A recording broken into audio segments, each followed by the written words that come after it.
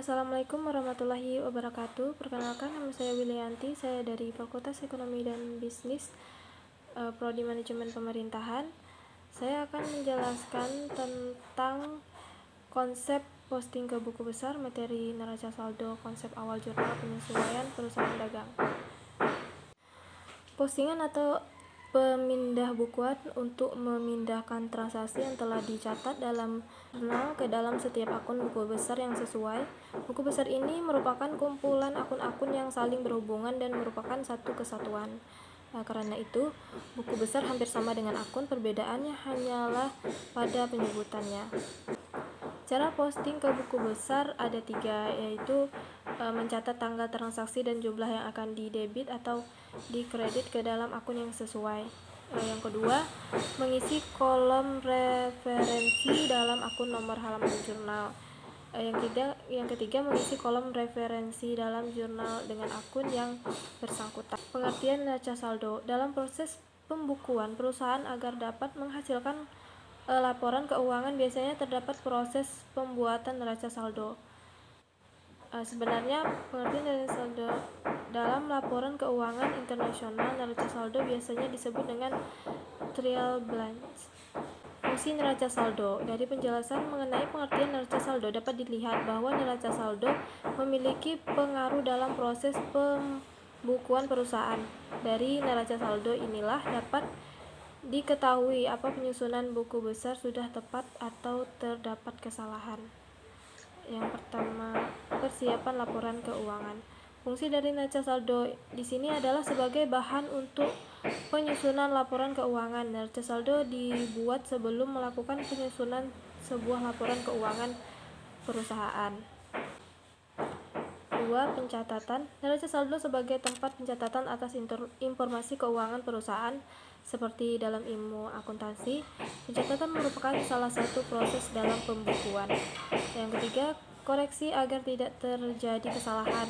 Dari neraca saldo, semua saldo akun pada akhir periode akan tertera bersama dengan akun-akun yang harus dilaporkan pada laporan keuangan. Yang keempat, monitoring perusahaan. Neraca saldo dapat menjadi alat untuk memonitoring perusahaan. Setiap akun yang tercatat pada neraca saldo akan terlihat jumlah saldo dari masing-masing akun tersebut. Maka dari itu, dapat dilakukan monitoring apakah akun-akun tersebut benar sesuai dengan kondisi perusahaan. Neraca saldo belum sesuai. Neraca saldo belum sesuai dalam bahasa Inggris disebut dengan unadjusted trial balance. Pengertian dari neraca saldo belum disesuaikan untuk unadjusted trial balance adalah neraca yang berisi informasi mengenai saldo-saldo untuk setiap akun yang ada pembukuan besar. 2. Neraca saldo setelah penyesuaian. Unadjusted trial balance merupakan nama lain dari neraca saldo setelah disesuaikan. Pengertian dari neraca saldo setelah penyesuaian adalah neraca yang dibuat di mana saldo dari setiap akunnya telah disesuaikan kembali dengan jurnal penyesuaian. Penyesuaian ini dilakukan berdasarkan standar akuntansi aktual di mana terdapat beberapa akun yang perlu disesuaikan. 3. Neraca saldo penutup. Post closing trial balance adalah sebuah untuk neraca saldo penutup. Neraca saldo penutup dibuat setelah proses pembukuan selesai. Maka dari itu, neraca saldo penutup biasanya dibuat pada setiap akhir periode. Saldo-saldo yang ada pada neraca ini akan digunakan kembali saat penyesuaian laporan keuangan untuk pembukuan di periode berikutnya. Contoh neraca saldo.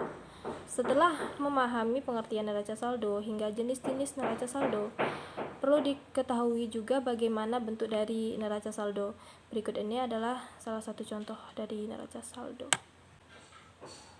Jurnal penyesuaian adalah jurnal akuntansi yang digunakan untuk melakukan proses penyesuaian pos atau transaksi tersebut dalam proses penyusunan laporan keuangan. Contoh transaksi yang dicatat dengan jurnal penyesuaian antara lain transaksi sewa dibayar di muka, asuransi dibayar di muka, pendapatan diterima di muka, penyusunan aktiva tetap. Sekian, terima kasih. Assalamualaikum warahmatullahi wabarakatuh.